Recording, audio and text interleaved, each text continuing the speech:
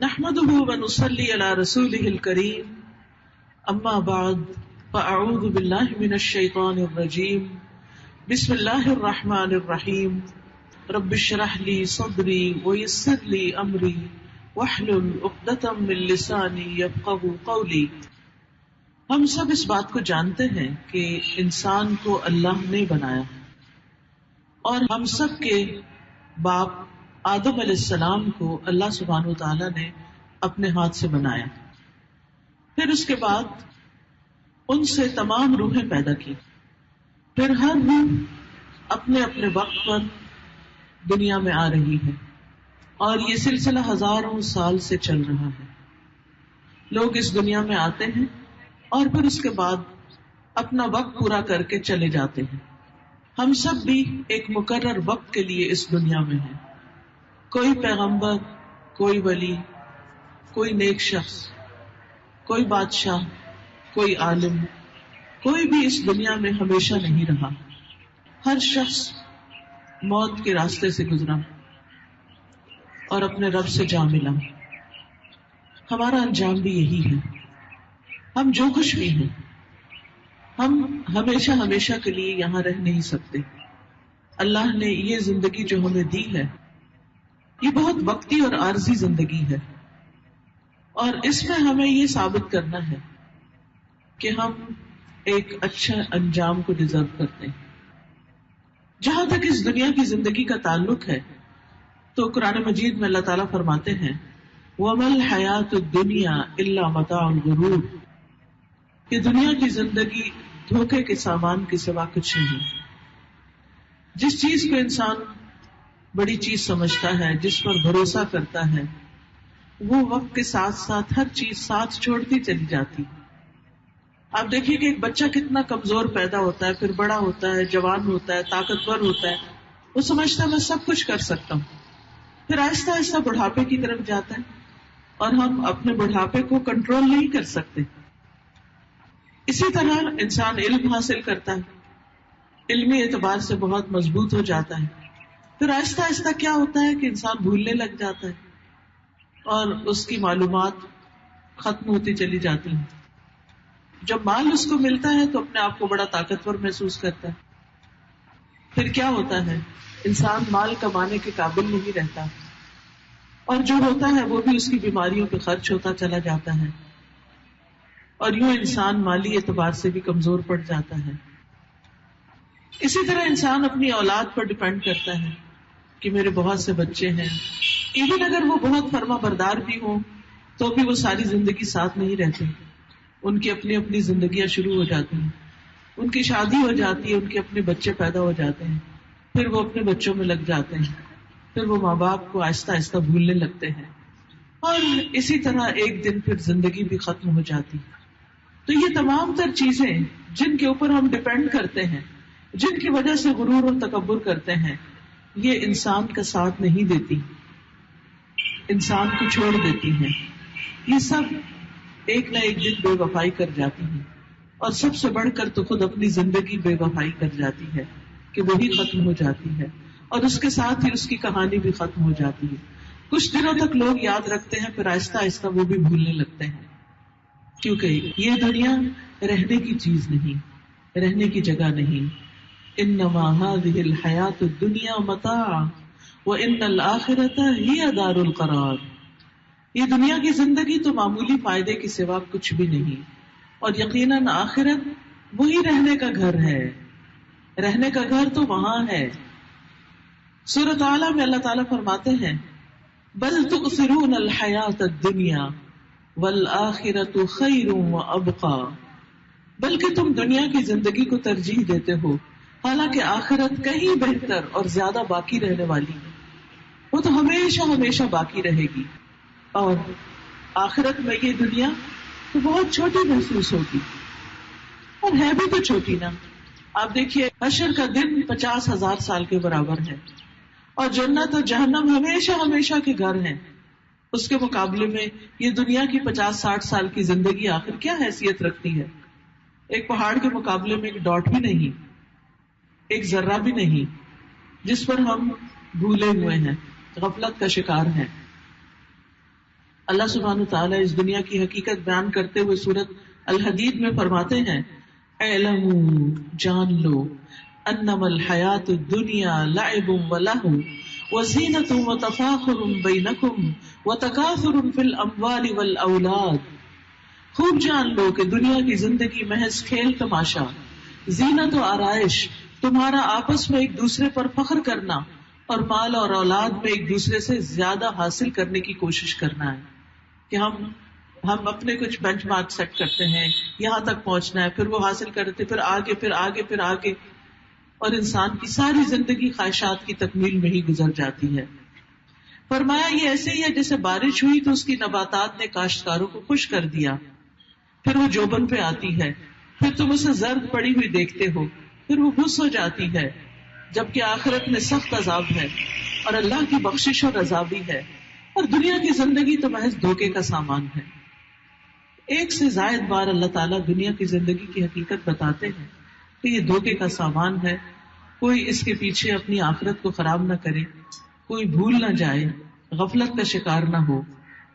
فرمایا الذین اتخذوا دینہم لہوا ولعبا، وہ لوگ جنہوں نے اپنے دین کو دل لگی اور کھیل بنا لیا، وغرتہم الحیات الدنیا، اور دنیا کی زندگی نے انہیں دھوکے میں ڈال دیا. آج ہم انہیں بھلا دیں گے جیسے وہ اپنے اس دن کی ملاقات کو بھولے رہے. تو جو لوگ اس دن کی اللہ سے ملاقات کو بھول کے زندگی بسر کر رہے ہیں وہ اپنے آپ کو ایک بڑے دھوکے میں مبتلا کیے ہوئے ہیں. یاد رکھیے اس زندگی کے اختتام پر ایک موت ہے. زندگی تو اس لیے ملی تھی کہ ہم اچھے کام کریں.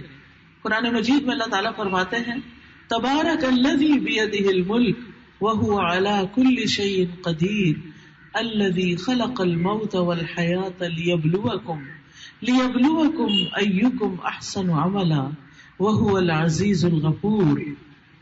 بہت بابرکت ہے وہ ہستی جس کے ہاتھ میں کائنات کی بادشاہت ہے اور وہ ہر چیز پر پوری قدرت رکھتا ہے، یعنی اللہ رب العزت، وہ جس نے موت اور زندگی کو پیدا کیا.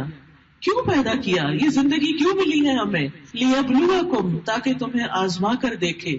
کس بات کی آزمائش؟ ایکم احسن عملا، کہ تم میں اچھے عمل کون کرتا ہے، نیک کام کون کرتا ہے. تو ہم میں سے ہر ایک کو آزمایا جا رہا ہے کہ مختلف سچویشنز کے اندر ہمارا بیہیویئر کیسے ہوتا ہے، ہم کس طرح ریئیکٹ کرتے ہیں.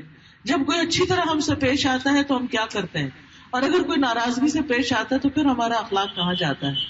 کوئی ہمیں دیتا ہے تو ہمارا معاملہ کیسا ہوتا ہے، اور اگر کوئی نہیں دیتا تو ہمارا معاملہ کیسے ہوتا ہے. اپنے بڑوں کے ساتھ کیسا ہے، اپنے کولیگز کے ساتھ کیسا ہے، اپنے سے چھوٹوں کے ساتھ کیسا ہے. دن کے 24 گھنٹے تو ہمارا امتحان ہوتا ہی رہتا ہے. ہم دنیا کے لیے، دنیا میں کامیابیوں کے لیے، کسی منزل تک پہنچنے کے لیے امتحان دیتے رہتے ہیں، اور ایک کے بعد ایک امتحان پاس کر کے ہی منزل تک پہنچتے ہیں. بالکل اسی طرح آخرت کی بھی اعلیٰ منزل تک پہنچنے کے لیے ہماری زندگی کے کئی امتحان ہیں جن کو پاس کرنا ضروری ہے، اور اگر اس میں فیل ہوتے چلے گئے تو پھر انجام کی خرابی ہے. اللہ ہم سب کو اس سے محفوظ رکھے. یاد رکھیے اس زندگی کے اختتام پر موت ہے. اللہ ہی نے موت کو پیدا کیا. قرآن مجید میں آتا ہے کل نفس ذائقۃ الموت، ہر نفس کو موت کا ذائقہ چکھنا ہے. ہر انسان کی زندگی میں کوئی نہ کوئی ایسا ایکسپیرئنس ہوتا ہے کہ وہ اپنے کسی بڑے کو، کسی عزیز اور کسی پیارے کو اپنے ہاتھوں میں جاتا ہوا دیکھتا ہے، اور اس وقت انسان کو اپنی موت بھی شدت سے یاد آتی ہے، لیکن کچھ ہی دنوں کے بعد پھر وہ اس چیز کو بھولنے لگتا ہے. یاد رکھیے یہ موت زندگی کا اختتام نہیں ہے، یہ زندگی کی انتہا نہیں ہے. یہ تو ایک زندگی سے دوسری زندگی میں منتقل ہونا ہے. یہ تو ایک دنیا سے دوسری دنیا میں جانا ہے. ایک وہ دنیا تھی جو ہماری دنیا اس دنیا میں آنے سے پہلے کی تھی، پھر ہم اس دنیا میں آئے، اور پھر جب اس دنیا کی زندگی کا خاتمہ ہوگا تو پھر آگے ایک اور زندگی ہے جسے برزخ کی زندگی کہا جاتا ہے. تو موت انسان کو اس زندگی سے کاٹ کر اس زندگی کی طرف لے جاتی ہے. فرمایا وَإِنَّمَا تُوَفَّوْنَ أُجُورَكُمْ يَوْمَ الْقِيَامَةِ، اور بے شک تم اپنے اجر، اپنے بدلے پورے دیے جاؤ گے قیامت کے دن. فَمَنْ زُحْزِحَ عَنِ النَّارِ وَأُدْخِلَ الْجَنَّةَ فَقَدْ فَازَ، تو جو آگ سے بچا لیا گیا اور جنت میں داخل کر دیا گیا وہ کامیاب ہو گیا. وَمَا الْحَيَاةُ الدُّنْيَا إِلَّا مَتَاعُ الْغُرُورِ، اور نہیں دنیا کی زندگی کا سامان مگر دھوکا. دنیا کی زندگی میں جو کچھ ہے سب ہاتھ سے جانے والا ہے. ہمارے پاس ڈھیروں جیولری بھی ہو، ہمارے وارڈروب نئے نئے برانڈ کے کپڑوں سے بھرے ہوئے ہوں، ہمارے پاس ہر رنگ کے جوتے ہوں، ہمارے پاس ہر طرح کی گاڑیاں، پرس، جو بھی ہم پسند کریں ہمارے پاس ہو، لیکن جب انسان موت کے منہ میں جاتا ہے تو اس میں سے کوئی بھی چیز ہمارے ساتھ نہیں جاتی. وہ سب کچھ پیچھے ہی رہ جاتا ہے، وہ دوسروں میں تقسیم ہو جاتا ہے. انسان کے ساتھ ایک ہی چیز جاتی ہے اور وہ اس کے اچھے اعمال ہوتے ہیں یا پھر برے اعمال ہوتے ہیں، یعنی انسان کا عمل اس کے ساتھ جاتا ہے. تو یہاں بتا دیا گیا کہ کامیاب کون ہے؟ جو آگ سے بچا لیا گیا اور جنت میں داخل کر دیا گیا. پھر اسی طرح اللہ سبحانہ وتعالیٰ موت کے وقت کا منظر کچھ یوں کھینچتے ہیں، وَجَاءَتْ سَكْرَةُ الْمَوْتِ بِالْحَقِّ ذَلِكَ مَا كُنْتَ مِنْهُ تَحِيدُ وَنُفِخَ فِي الصُّورِ ذَلِكَ يَوْمُ الْوَعِيدِ. اور موت کی بے ہوشی حق کے ساتھ آئے گی، یہ ہے وہ جس سے تم بھاگتے تھے. کوئی بھی انسان مرنا نہیں چاہتا، ہم میں سے ہر ایک چاہتا ہے کہ وہ جیے 1000 برس، لیکن 1000 برس کے بعد بھی موت نے تو پھر آنا ہی آنا ہے.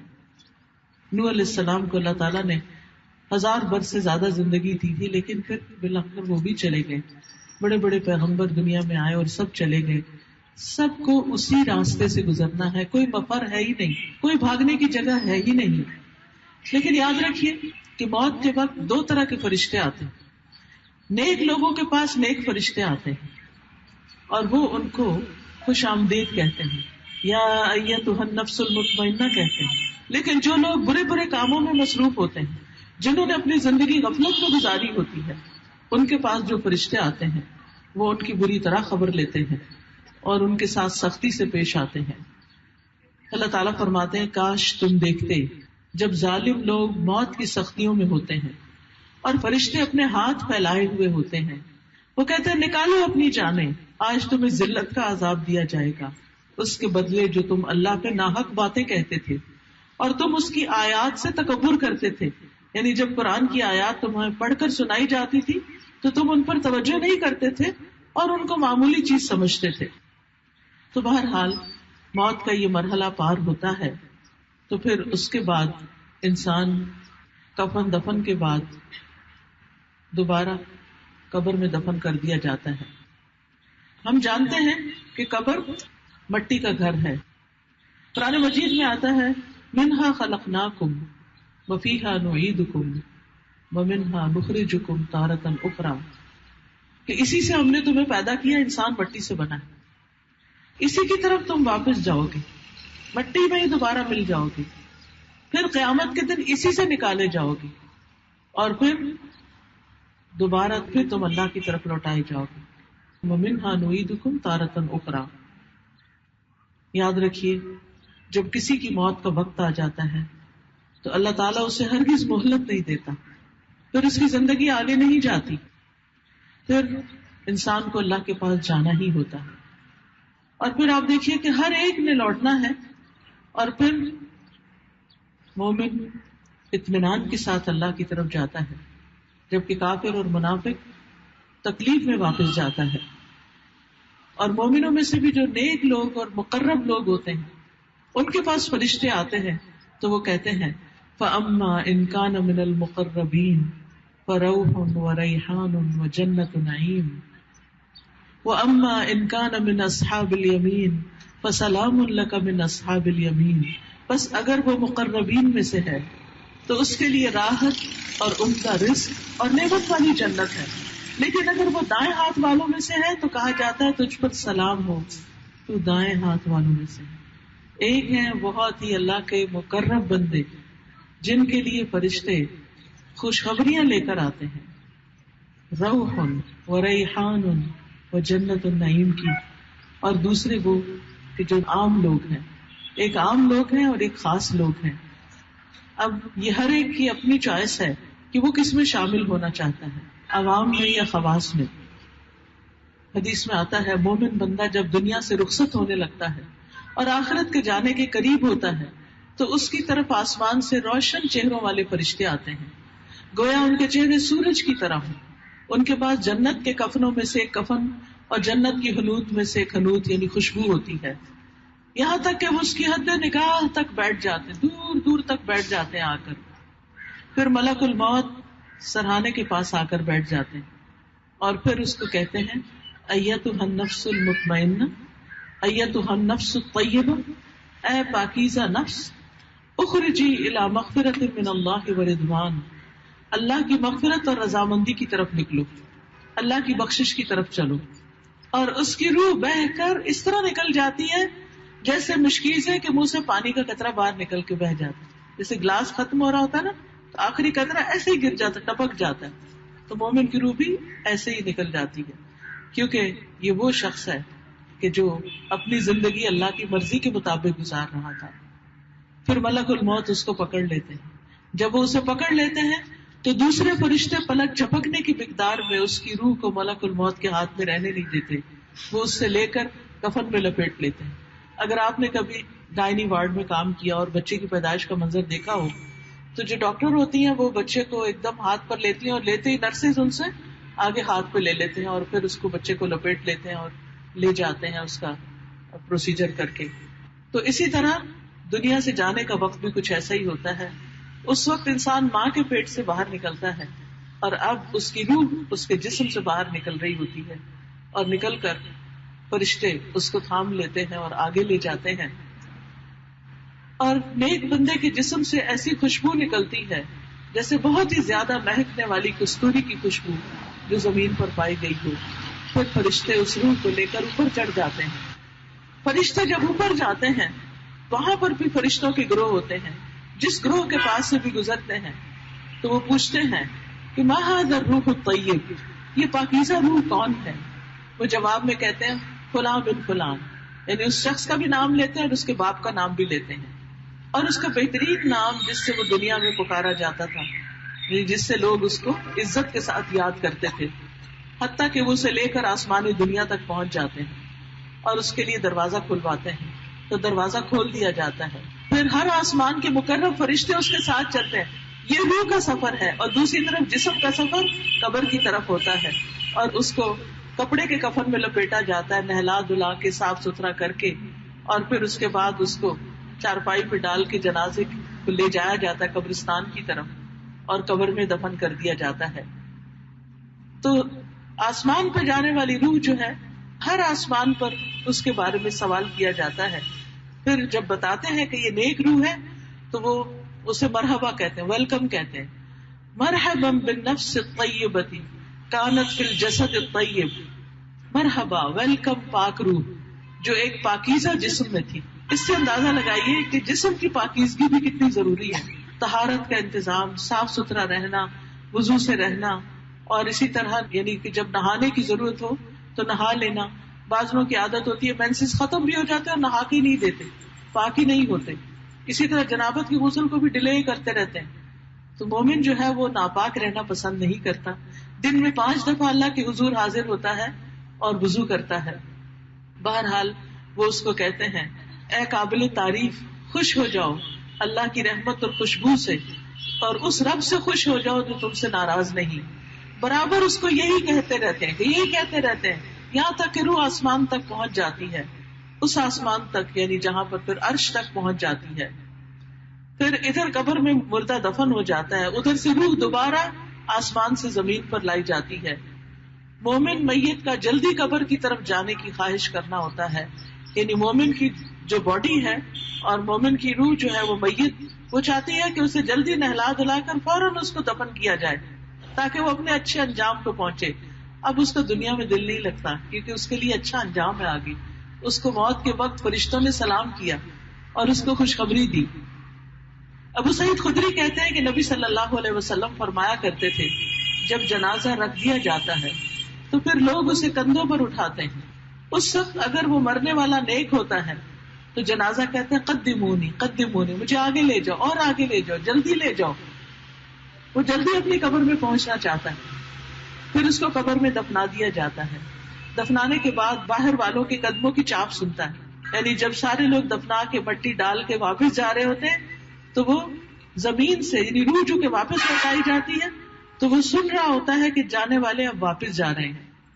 اسی لیے نبی صلی اللہ علیہ وسلم جب میت کی تدفین سے فارغ ہوتے تھے تو اس کے پاس کچھ دیر ٹھہرتے بھی تھے اور فرماتے اپنے بھائی کے لیے بخشش کی دعا کرو، یعنی اس وقت تم دعا کرو، اس کے لیے ثابت قدمی کی دعا کرو، کیونکہ اب اس سے سوال ہوگا۔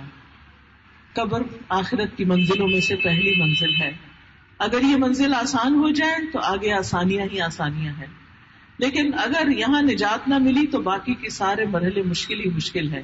اب آپ دیکھیے کہ قبر کے سوال کیا ہیں، قبر میں کیا پوچھا جائے گا۔ ابو ہریرہ سے روایت ہے کہ نبی صلی اللہ علیہ وسلم نے فرمایا، قبر میں دفن کرنے کے بعد اسے کہا جاتا ہے کہ بیٹھ جاؤ، اٹھا کے بٹھایا جاتا ہے، صبح بیٹھ جاتا ہے، اس کے لیے سورج کسی شکل بنا دی جاتی ہے گویا کہ وہ غروب ہونے کے قریب ہے، یعنی اثر جا رہی ہو جیسے، تو وہ کہتا ہے کہ مجھے چھوڑو میں پہلے نماز پڑھ لوں۔ یہ کون کہتا ہے یا کون کہے گا کہ چھوڑو میں پہلے نماز پڑھ لوں؟ وہی جو دنیا میں نماز کی فکر کرتا تھا اور جس پر ایک کے بعد ایک اذان آ رہی ہے اور جا رہی ہے اور وہ نماز کے لیے ٹس سے مس نہیں ہوتا، تو آپ سوچیے وہ کیا کرے گا۔ وہ کہیں گے یقیناً تم ایسا کرو گے، پہلے ہمیں اس بارے میں خبر دو جس کے بارے میں ہم تم سے سوال کر رہے ہیں، تو اس سے سوال کیے جائیں گے۔ براء ابن عازب کی روایت ہے، وہ کہتے ہیں کہ ہم رسول اللہ صلی اللہ علیہ وسلم کے ساتھ ایک انصاری کے جنازے میں گئے، ہم قبر کے پاس پہنچے تو ابھی لحد تیار نہیں ہوئی تھی، تو رسول اللہ صلی اللہ علیہ وسلم وہاں تشریف فرما ہو کے بیٹھ گئے، کیونکہ ابھی قبر میں تیاری میں ٹائم تھا، اور ہم بھی آپ کے ساتھ بیٹھ گئے، گویا ہمارے سروں پہ پرندے بیٹھے۔ وہ منظر اتنا ہولناک ہوتا ہے، انسان سوچتا ہے اتنے نیچے زمین میں جاؤں گا کیا بنے گا۔ آپ کے ہاتھ میں ایک چھڑی تھی، آپ اس سے زمین کو کرید رہے تھے، جیسے کچھ سوچتا ہے نا تو ہم کیا کرتے ہیں، پین لے کے تو ایسے کچھ نہ کچھ اسکریبل کرنے لگتے ہیں، تو آپ صلی اللہ علیہ وسلم بھی اس چھڑی کے ساتھ زمین کو کچھ کرید رہے تھے۔ آپ نے اپنا سر اٹھایا اور فرمایا اللہ سے قبر کے عذاب کی امان مانگو۔ آپ نے 2 یا 3 بار یہ بات فرمائی اور فرمایا جب لوگ واپس جاتے ہیں تو میت ان کے قدموں کی آہٹ سنتی ہے، جبکہ اس سے پوچھا جا رہا ہوتا ہے اے فلاں تیرا رب کون ہے، تیرا دین کیا ہے، تیرا نبی کون ہے۔ 3 سوال پوچھے جاتے ہیں، رب کے بارے میں تیرا رب کون ہے، تیرا دین کیا ہے، اور تیرا نبی کون ہے۔ فرمایا اس کے پاس 2 فرشتے آتے ہیں اور اسے بٹھاتے ہیں اور اسے کہتے ہیں من ربو کا، وہ کہتا ہے میرا رب اللہ ہے، ربی اللہ۔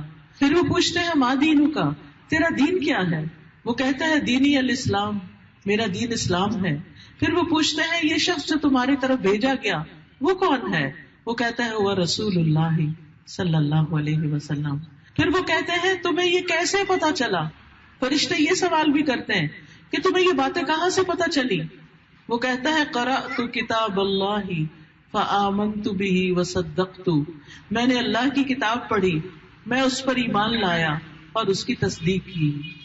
میں نے اللہ کی کتاب پڑھی، قرآن پڑھا اور میں اس پر ایمان لایا کہ جو کچھ اس میں ہے سچ ہے۔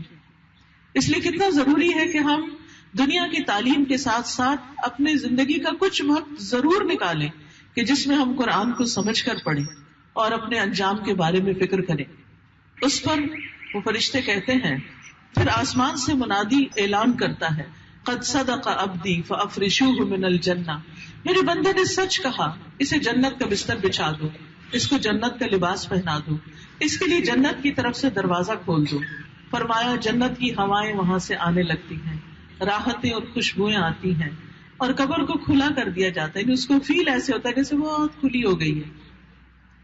پھر کافر اور منافق کی موت کا ذکر کیا اور فرمایا اس کی روح اس کے جسم میں لوٹائی جاتی ہے، اور وہ اس کے پاس آتے ہیں یعنی منکر نکیر، اور پوچھتے ہیں تیرا رب کون ہے، وہ کہتا ہے ہاں ہاں لا ادری، مجھے نہیں پتا کون ہے۔ پھر اس سے پوچھتے تیرا دین کیا ہے، وہ کہتا ہے ہاں ہاں لا ادری، مجھے نہیں خبر، میں نہیں جانتا۔ پھر اس پوچھتے ہیں یہ کون آدمی ہے جو تمہارے اندر بھیجا گیا تھا، وہ کہتا ہے ہاں ہاں لا ادری، مجھے نہیں پتا۔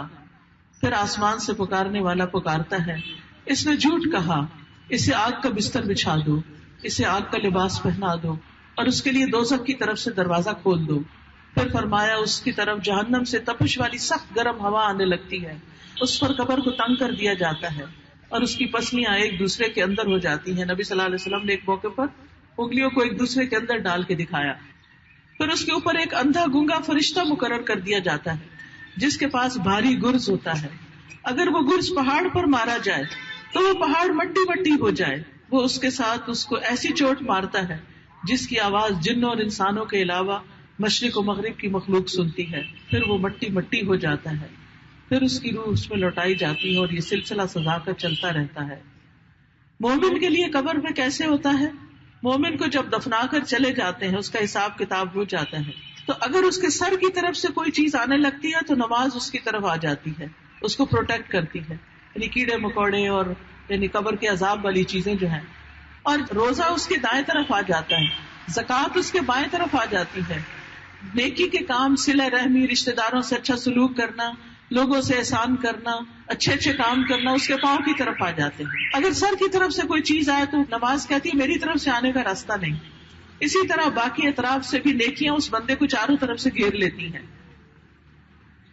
طبرانی کی روایت میں آتا ہے آدمی کے پاس اس کی قبر میں آیا جاتا ہے, جب سرانے کی طرف سے آتا ہے تو قرآن کی تلاوت پیچھے دھکیل دیتی ہے.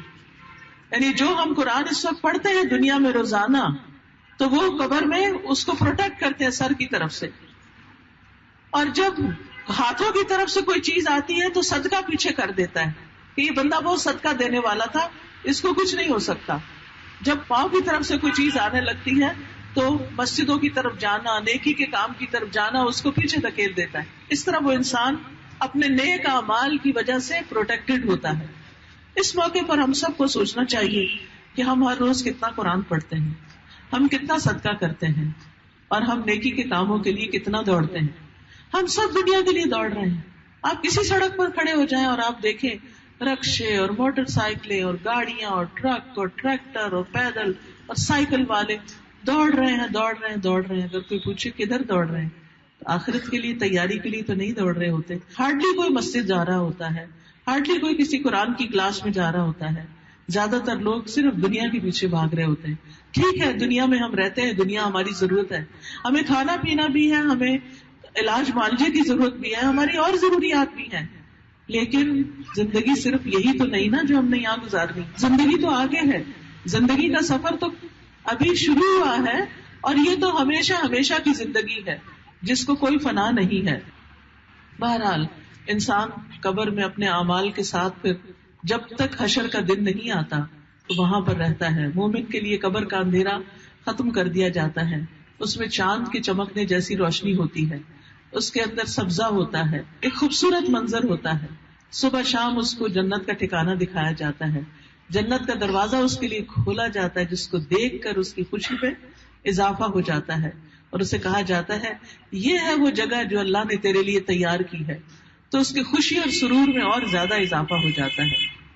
پھر اسی طرح جو بہت نیک لوگ ہوتے ہیں, شہید وغیرہ ہوتے ہیں, انہیں جنت سے رزق بھی ملتا ہے.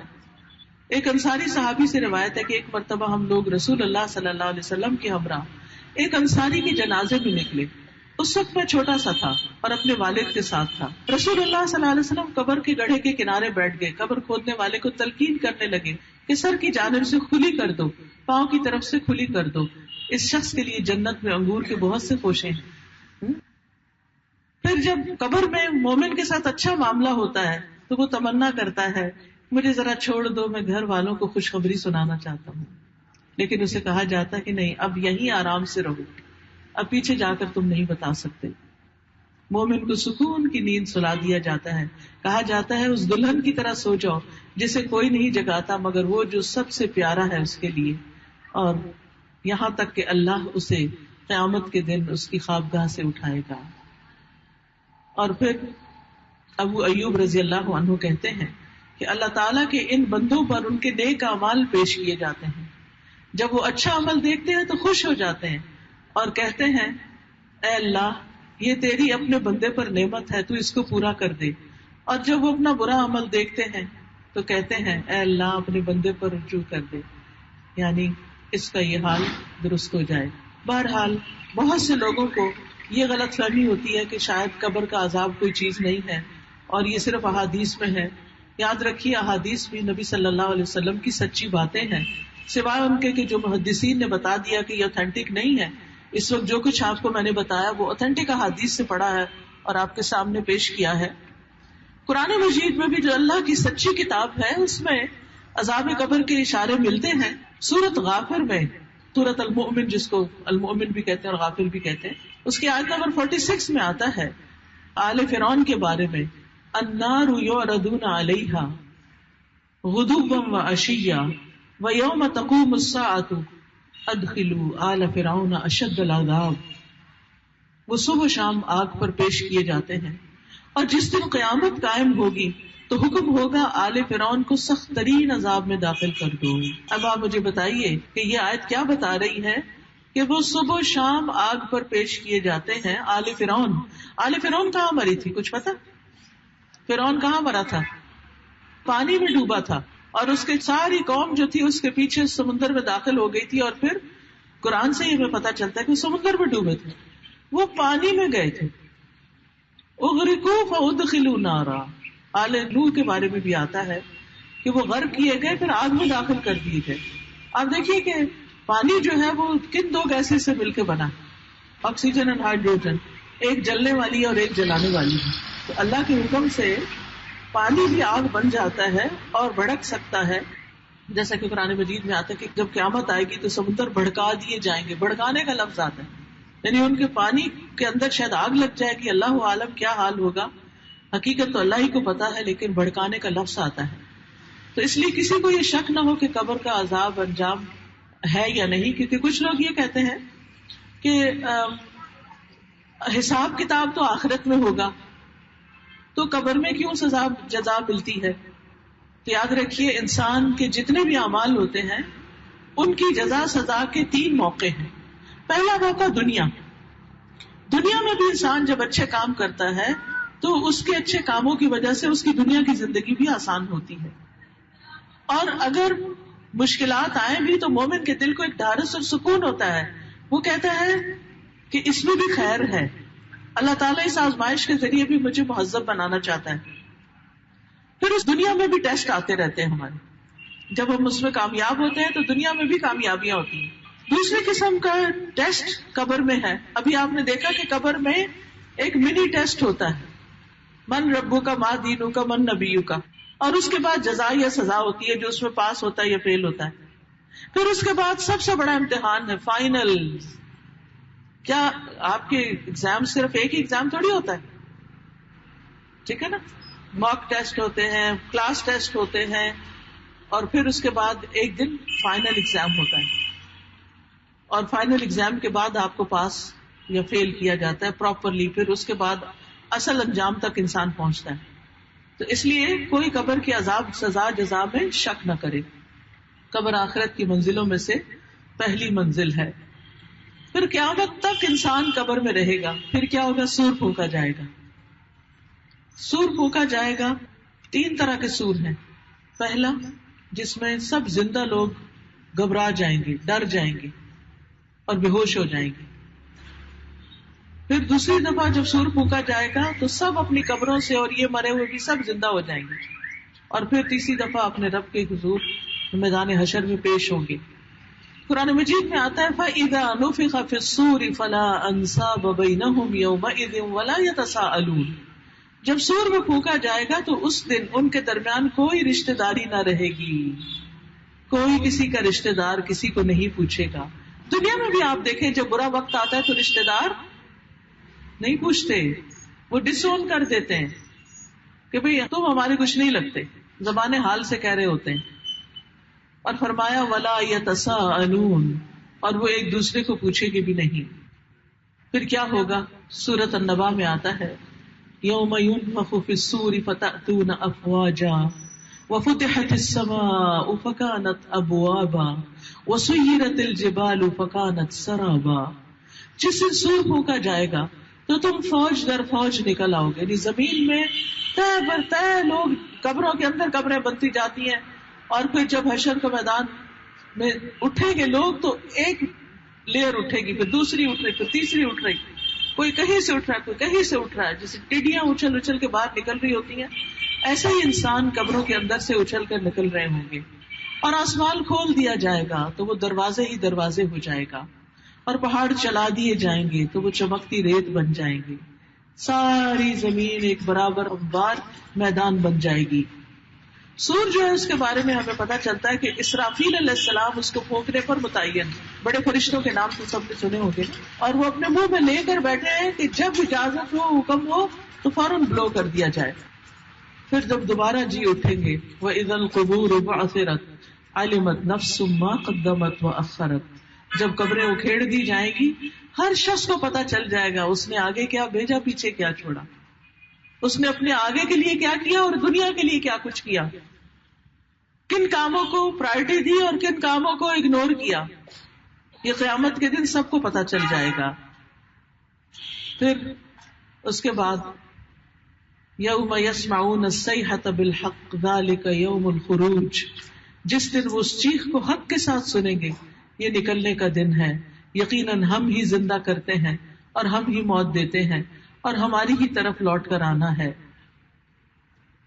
اور مومن کو اس عمل پر اٹھایا جائے گا جس پر اس کی موت واقع ہوگی.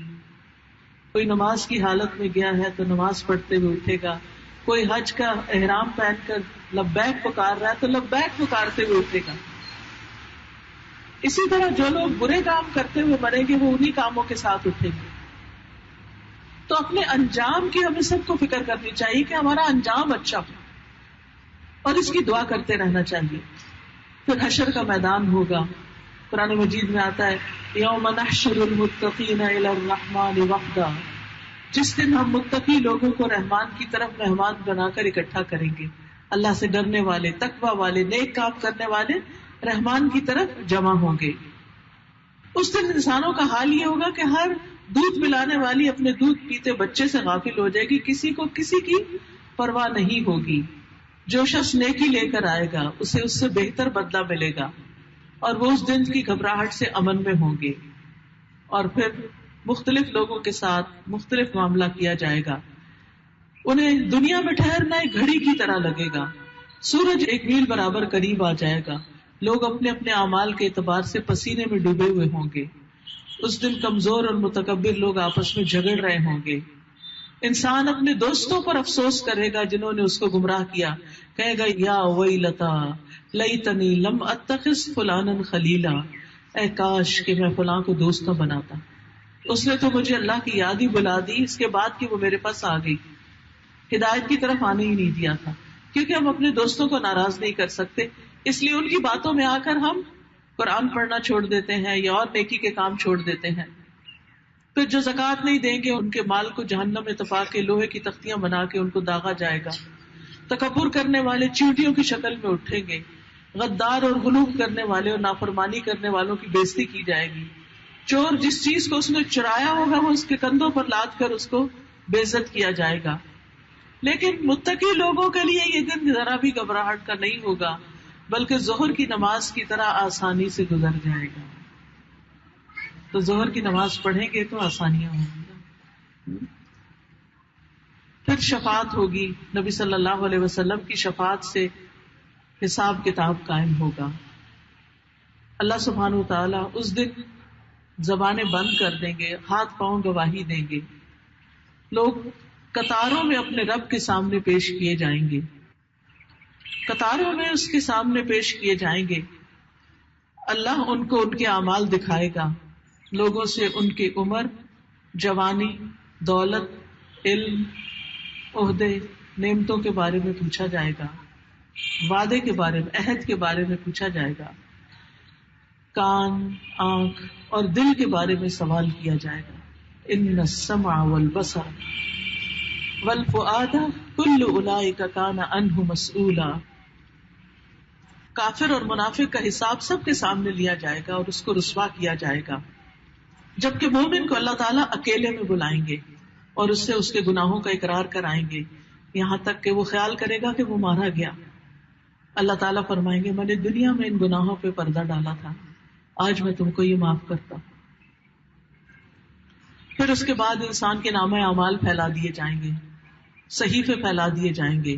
قرآن مجید میں آتا ہے فَأَمَّا مَنْ أُوتِيَ كِتَابَهُ بِيَمِينِهِ فَسَوْفَ يُحَاسَبُ حِسَابًا يَسِيرًا. پر جس شخص کا نامہ اعمال اس کے دائیں ہاتھ میں دیا گیا سو ان قریب اس سے آسان حساب لیا جائے گا. وَيَنْقَلِبُ إِلَىٰ أَهْلِهِ مَسْرُورًا، اور وہ اپنے گھر والوں کی طرف خوش خوش لپکے گا. لیکن وہ شخص جس کا نامہ اعمال اس کے پیٹھ پیچھے سے دیا جائے گا، یعنی برے اعمال، تو وہ ہلاکت کو پکارے گا اور بھڑکتی آگ میں داخل ہوگا. مومن اور سب لوگ اپنے نامہ اعمال کو جب دیکھیں گے حیران ہو جائیں گے، کہیں گے ما لهذا الكتاب لا يغادر صغیرۃ ولا کبیرۃ الا احصاها. سورۃ الکہف میں آتا ہے کہ کہیں گے کہ اس کتاب کو کیا ہو گیا ہے، اس نے کوئی چھوٹی بات بھی نہیں چھوڑی، کوئی بڑی بھی نہیں چھوڑی، سبھی کچھ گن کے لکھ دیا. یعنی اس میں کیلکولیشنز بھی ہوں گی کہ اس شخص نے زندگی میں کتنے جھوٹ بولے، مثلاً 1101، نمازیں کتنی پڑھی، صدقہ کتنا کیا، ہر چیز کے اسٹیٹسٹکس آ جائیں گے. احصاء عربی زبان میں اسٹیٹسٹکس کو کہتے ہیں، یعنی صرف لکھا ہوا ہی نہیں ہوگا بلکہ انسان کے اعمال کے کیلکولیشنز بھی ہوں گی. مومن دائیں ہاتھ میں لے کر خوش ہوگا نامہ اعمال، منافق لے کر چھپا لے گا، شرمندہ ہوگا کیونکہ وہ رسوائی کا باعث ہوگا. اس کے بعد اگلا سٹیپ یہ ہے کہ میزان ہوگا. قرآن مجید میں آتا ہے والوزن یومئذ الحق، وزن آج حق ہے، برحق ہے. ہر ایک کے نامہ اعمال تولے جائیں گے. اور یہ کس طرح ہوں گے؟ کچھ تو بک آف ڈیڈ بھی ہوگی، جو ہم نے کیا وہ بکس کی شکل میں ہوگا. ہمارے اعمال جو ہے وہ شکلیں بن کے آئیں گے، یعنی جیسے قربانی کا جانور جو ہے تو وہ اس شکل میں آئے گا. اسی طرح اور بھی اعمال قرآن مجید میں آتا ہے فَأَمَّا مَنْ ثَقُلَتْ مَوَازِينُهُ فَهُوَ فِي عِيشَةٍ رَاضِيَةٍ وَأَمَّا مَنْ خَفَّتْ مَوَازِينُهُ فَأُمُّهُ هَاوِيَةٌ وَمَا أَدْرَاكَ مَا هِيَ نَارٌ حَامِيَةٌ. پھر جس کے نیک اعمال کے پلڑے بھاری ہوں گے وہ دل پسند عیش میں ہوگا، اور جس کے پلڑے ہلکے ہوئے تو اس کا ٹھکانہ گہری کھائی ہوگا. اور آپ کیا جانے کہ وہ کیا چیز ہے، وہ آگ ہے بھڑکتی ہوئی.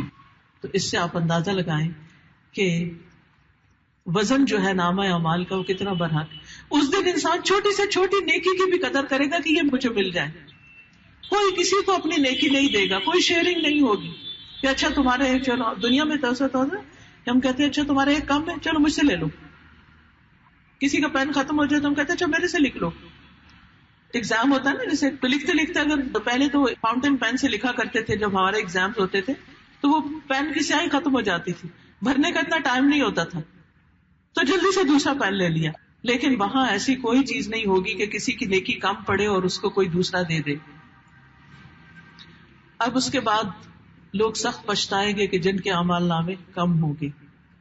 آگے حوض کوثر ہوگا. حوض کوثر حشر کے میدان میں ہے اور نبی صلی اللہ علیہ وسلم وہاں موجود ہوں گے. جو ان کے ہاتھ سے ایک بار پانی پی لے گا وہ کبھی بھی پیاسا نہیں ہوگا. لیکن کچھ لوگ حوض کوثر سے محروم رکھے جائیں گے. یہ وہ لوگ ہوں گے جنہوں نے دین میں نئی نئی چیزیں نکالنی، یعنی جو قرآن اور سنت میں نہیں تھی اپنے پاس سے طریقے ایجاد کر لیے. اس کے بعد مومنوں کا امتحان ہوگا، یعنی اللہ کا دیدار ہوگا، اور جو دنیا میں اللہ کی معرفت رکھتے ہیں وہ اللہ کو پہچان جائیں گے، اور جو نہیں پہچانتے وہ وہاں بھی پہچان نہیں پائیں گے. اور پھر ان کو سجدہ کرنے کی طرف بلایا جائے گا تو جو دنیا میں نماز نہیں پڑھتے ان کی کمریں تختے کی طرح اکڑ جائیں گی، وہ جھک نہیں سکیں گے. اس کے بعد سب پل صراط کی طرف جائیں گے. اب یہ آخری مرحلے سے پہلا مرحلہ ہے پل صراط کا. ایک یہودی نے رسول اللہ صلی اللہ علیہ وسلم سے سوال کیا جس دن زمین دوسری زمین سے اور آسمان بدل جائیں گے تو لوگ کہاں ہوں گے؟ تو رسول اللہ صلی اللہ علیہ وسلم نے فرمایا وہ پل صراط سے پہلے اندھیرے میں ہوں گے. اس دن اللہ اپنے نبی کو، قرآن مجید میں آتا ہے یوم لا یخزی اللہ النبی والذین آمنوا معہ نورہم یسعی بین ایدیہم وبایمانہم یقولون ربنا اتمم لنا نورنا واغفر لنا انک علی کل شیء قدیر. اس دن اللہ اپنے نبی کو اور ان لوگوں کو جو ایمان لائے ان کے ساتھ رسوا نہیں کرے گا. ان کا نور ان کے آگے آگے اور دائیں جانب دوڑ رہا ہوگا اور وہ کہہ رہے ہوں گے اے ہمارے رب ہمارے لیے ہمارا نور پورا کر دے اور ہمیں بخش دے، یقیناً تو ہر چیز پر قادر ہے. تو اس دن پل صراط پر یاد رکھیے ہر ایک کا صرف اپنا نور ہوگا، کوئی اور روشنی نہیں. آپ نے کبھی سفر کیا ہوگا رات کے وقت، کچھ جگہوں پر تو مین سٹریٹس میں لائٹس ہوتی ہیں لیکن ذرا سا آپ سٹی سے باہر نکلتے ہیں, کسی ولیج کے اندر کار لے جاتے ہیں تو کیا ہوتا ہے؟ کون سی روشنی ہوتی ہے پھر؟ اپنی ہی کار کی روشنی ہوتی ہے. اور اگر وہ لائٹیں بجھ جائیں تو آپ پچ ڈارک اندھیرے میں کھڑے ہوتے ہیں. تو ایسے ہی پل صراط کے اوپر ہر ایک کی اپنی اپنی لائٹ ہوگی. وہ بال سے زیادہ باریک ہے, تلوار سے زیادہ تیز ہے. کچھ مومن آنکھ کے جھپکنے کی طرح گزر جائیں گے, کچھ بجلی کے چمکنے کی طرح, کچھ تیز آندھی کی طرح, کچھ پرندوں کی اڑان کی طرح, کچھ عمدہ نسل کے گھوڑوں اور اونٹوں کی طرح بھاگتے ہوئے گزر جائیں گے, کچھ صحیح سلامت نجات پا کر گزر جائیں گے, کچھ زخمی کر کے چھوڑ دیے جائیں گے, کچھ کو جہنم میں الٹا پھینک دیا جائے گا. اس وقت سبھی گھبرائے ہوئے ہوں گے کہ پتہ نہیں ہم پار کر سکتے کہ نہیں. کبھی آپ باریک دیوار پہ کھڑے ہو تو آپ جم کے بھی کھڑے ہو تو صرف نیچے کی گہرائی دیکھ کے ڈر لگ رہا ہوتا ہے اور پاؤں کانپنے لگتے ہیں. کہاں یہ کہ انسان نیچے جہنم کی چیخیں دیکھے اور اوپر سے گزر رہا ہو. وہ گزرنا کتنا مشکل ہوگا. جن کے اعمال نامے تولنے کے بعد نیک عمل کم ہوں گے وہ اس میں نیچے گر جائیں گے. اور جہنم کے 7 دروازے ہیں. ہر دروازے کے لیے لوگ تقسیم کیے ہوئے ہیں کہ کون کس دروازے سے اندر جائے گا اپنے اپنے اعمال کے مطابق. اور پھر وہاں پر کوئی ٹھنڈی پینے کی چیز نہ ہوگی. اس میں کافر داخل ہوں گے. پھر مومنوں میں سے جو نافرمان ہوں گے, منافق ہوں گے, وہ جہنم میں داخل ہوں گے. جہنم کی آگ دنیا کی آگ سے 70 گنا زیادہ تیز ہے. جہنم میں کافر کی جسامت بڑھا دی جائے گی, بہت موٹا ہو جائے گا, یہاں تک کہ ایک ڈاڑھ احد پہاڑ جتنی ہو جائے گی, بہت موٹا, تاکہ خوب جل سکے. جب نیک لوگ اس پل کو پار کر لیں گے تو آگے کنترا ہوگا. کنترا چھوٹی پلی ہے اور اس میں لوگوں کو نہلا دھلا کے صاف ستھرا کر کے دلوں کے کینے بغض نکال کے, کیونکہ بعض اوقات ایسا ہوتا ہے نا, 2 انتہائی نیک لوگ ہوتے ہیں مگر ان کی آپس میں نہیں بنتی. تو اب جنت میں تو ایسے نہیں رہنا نا. جنت والوں کے دل تو ایک دل کی طرح ہوں گے. تو وہ دنیا میں ہمیں انسانوں سے جو چھوٹی موٹی تکلیفیں پہنچ جاتی ہیں, دل خراب ہو جاتا ہے, کچھ باتیں ہم بھول جاتے ہیں, کچھ کبھی بھول ہی نہیں پاتے, تو یہ اس پلی کے اوپر, اس کنترا کے اوپر سب صاف کر دی جائیں گی. اس کے بعد جنت میں جائیں گے.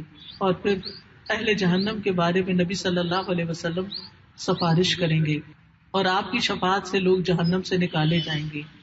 نبی صلی اللہ علیہ وسلم بار بار آئیں گے اور سفارش کریں گے, حتیٰ کہ جس کے دل میں رائی کے دانے برابر بھی ایمان ہوگا اس کو بھی وہاں سے نکال لیے جائیں گے.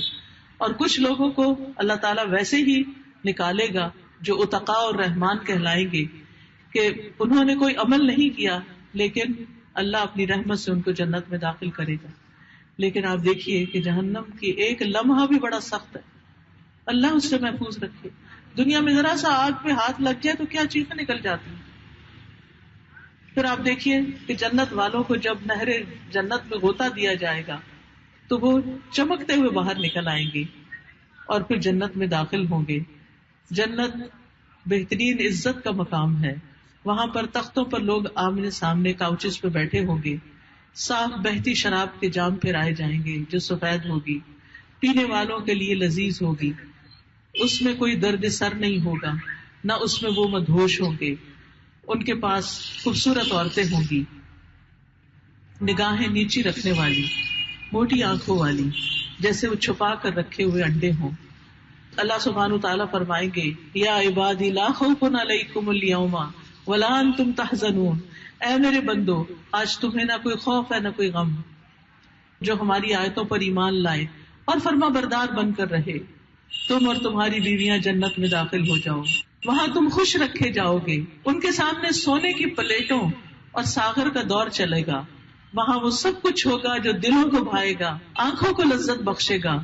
فرمایا جائے گا, یہ ہے وہ جنت جس کے تم وارث بنائے گئے ہو, ہمیشہ اس میں رہو ان اعمال کے بدلے جو تم دنیا میں کرتے رہے.